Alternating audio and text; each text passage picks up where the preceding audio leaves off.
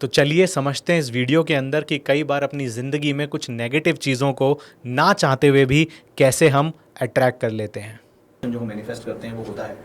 जो लोग जिंदगी के अंदर कुछ बीमारियां हो जाती हैं, डिसीज हो जाते हैं, कैंसर हो जाते हैं, क्या उन्होंने इसको मैनिफेस्ट किया होता है? उन्होंने तो शायद मैनिफेस्ट नहीं किया होगा कि ये मेरे साथ में हो जाए। तो इस पे आप क्या कहना चाहेंगे? देखिए क्या होता है, मैं आपको बताता हूँ कि कई बार हमें ऐसा महसूस होता है कि हमने नेगेटिविटी या ये बड़ी बड़ी बीमारियां अट्रैक्ट नहीं की हैं, बट एक्चुअली की होती है। जिन भी लोगों को कैंसर होता है, ये बोला जाता है कि उनके अंदर दो ट्रेट्स पाए जाते हैं।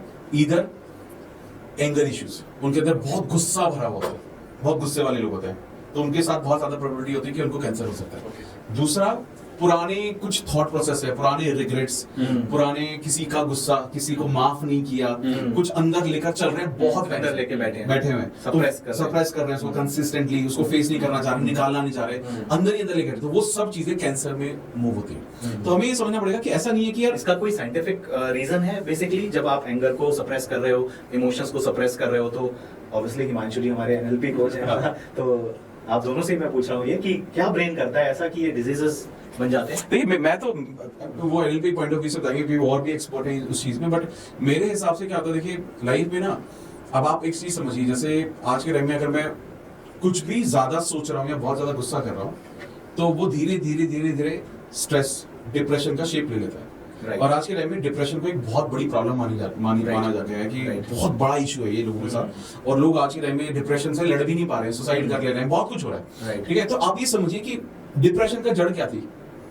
एक छोटी सी बात का स्ट्रेस, चाहे वो जॉब का हो, चाहे रिलेशनशिप का हो। तो सोचिए कि उस डिप्रेशन की वजह से उसको ब्रेन स्ट्रोक हो गया, स्ट्रेस की वजह से वो अब उसकी स्लीप साइकिल खराब हो गई। तो आप ये समझिए कि सिर्फ एक सोच की वजह से इतना कुछ हो रहा है, और फिर लोग उसको ठीक करने की कोशिश करते हैं दवाइयों से, जबकि वो सोच से हुआ है और सोच से ही ठीक होगा, बट दवाइयों से उसको ठीक करने की कोशिश करते हैं। मुझे लगता है कि वो मेडिसिन क्या होती है, मेडिसिन आपको ना उसको क्विक रिलीफ दे देती है, जिससे आपको उसको मदद मिलती है। तो मुझे लगता है कि वो एक एक्शन का ही पार्ट है, उससे भी आपको करना चाहिए, लेकिन आपको at the same time along with that, mind पर बहुत ज्यादा काम करना चाहिए। बाकी तो आप बताइए sir, what do you think about it? मेरा तो यही मानना है एनएलपी के अकॉर्डिंग कि हमारा जो एनवायरनमेंट है वो हमारे थॉट को कंट्रोल करता है। सपोज करिए मैं रास्ते में जा रहा हूँ और मुझे एक गार्बेज का एरिया पड़ा है, वहाँ पे बहुत स्मेल आ रही है, तो व्हाट हम क्या करेंगे? हम हैंकी निकालेंगे और मुंह पे रख लेंगे। क्यों? क्योंकि स्मेल है। स्मेल से क्या होगा? स्मेल अगर अच्छी नहीं है, मानो हम स्टूडियो में बैठे हैं, अब स्टूडियो में ना बैठकर ये हम पॉडकास्ट करें रोड के फुटपाथ पे बैठ गए, तो एनवायरनमेंट इज नॉट ओके। तो वहां पर जो अभी थॉट निकल कर आ रहा है, ये थॉट वहां पर आ ही नहीं सकता, क्योंकि environment plays a very very important role in our psychology. और जो हमारा थॉट है, ठीक है, हमारा एनवायरनमेंट हमारे थॉट को कंट्रोल कर रहा है। तो सवाल ये है कि जो हमारी बॉडी है, ठीक है, हमारे ब्रेन का तो कनेक्शन हो गया एनवायरनमेंट से, लेकिन हमारी बॉडी का जो एनवायरनमेंट है वो क्या है? हमारी बॉडी का जो एक्चुअली, जब मैं बॉडी की बात कर रहा हूँ तो actually I am talking about the 60 trillion cells which is in our body. तो हमारे सेल्स का जो एक्चुअली एनवायरनमेंट है वो हमारे थॉट्स ही हैं, राइट? तो when your thought is toxic, when your thought is negative, when your thought is not good, तो एक्चुअली वो आपकी सेल्स को डैमेज कर रहा है। और वो आपकी जब सेल्स को डैमेज करता है तो होता क्या है, जैसे कि स्लीप साइकिल में आपने बोला चेंज आएगा, डिस्टर्बेंस आएगा, डिप्रेशन आएगा। तो ये सारी चीजें होती क्यों हमारी इम्यूनिटी सरप्रेस्ड होती है जब हमारे थॉट नेगेटिव होते हैं। एक्चुअली साइंटिफिक रीजन बताता हूँ, बहुत ही साइंटिफिक रीजन, कि हमारे सोने के दौरान में स्लीप क्यों करते हैं, ह्यूमन इंसान सोता क्यों है, इसके ऊपर 10-15 थ्योरी हैं। अभी हालांकि कोई प्रूफ नहीं हुआ है कि इसलिए में सोता क्यों इंसान, ठीक है, बट हम 1/3 अपना जीवन सोते हुए बिताते हैं। तो सोना जरूरी तो है, ये बात तो क्लियर हो गई।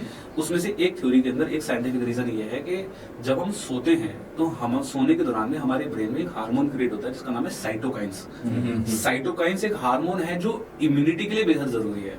मतलब उसका काम है सी एंड किल, कोई भी वायरस को देखो उसको मार दो। ये सिर्फ जनरेट होता है हमारी बॉडी में जब आप सोते हैं। अब अगर आपकी स्लीप साइकिल डिस्टर्ब है तो ये बनना बंद हो गया। अब जब ये बनना बंद हो गया तो होगा क्या, आपकी बॉडी में कोई भी वायरस जो एंटर होगा या कोई भी वीक ऑर्गन है, राइट, वहां से फिर आपके सारे हेल्थ इश्यूज होना शुरू होंगे, गट में प्रॉब्लम होना शुरू होगी, फिर वो गट की प्रॉब्लम आपकी और किसी प्रॉब्लम के अंदर कन्वर्ट हो जाएगी। तो एक्चुअली में जो सोर्स है वो कहीं ना कहीं यही है कि हमारा जो थॉट है राइट। तो नेगेटिव लॉ ऑफ अट्रैक्शन आपने बिल्कुल सही कहा कि एक्चुअली उन्होंने सोचा है, तभी वो कहीं ना कहीं काम किया है, और वो फिर हेल्थ के सारे पैरामीटर्स पर कहीं ना कहीं वो इफेक्ट करता ही करता है।